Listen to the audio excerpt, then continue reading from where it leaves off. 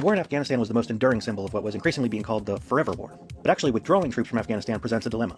If you pull out troops, the Afghan government will fall, and the Taliban will take over, which will be devastating politically to whoever is president at the time of the fall. But if you don't pull out troops, you open yourself up to the accusation that you're a warmonger. Obama, as he was always inclined to do, tried to make both sides happy by splitting the difference and withdrawing most of the troops, but leaving enough in to keep the major cities unmolested. And he was immediately accused of being no different than the neocons by the populist left, and accused of sabotaging a plan that would have permanently made Afghanistan stable if he had only stuck to it for another 6 more months by the neoconservative right. Trump's solution to this dilemma was so bluntly cynical, I almost admire it. Trump simply cut the Afghan government out of the loop, directly negotiated a surrender to the Taliban, and set the date of withdrawal to take place right after the next presidential election. Then, after the election, but before Biden's inauguration, he purged the Pentagon and put in a new class of loyalists with orders to sabotage the withdrawal by pulling out as many troops as precipitously as possible, thus saddling Joe Biden with a heightened version of the old Afghanistan dilemma. Either pull out the unsustainably small deployment before Afghanistan is ready for the handover and trigger an immediate collapse, or redeploy more soldiers to make it more sustainable for a more orderly handover. But in doing so, violate the agreement with the Taliban and bear the accusation that you escalated the war you promised to end. Biden made his choice, and Trump got to become Schrodinger's peace candidate.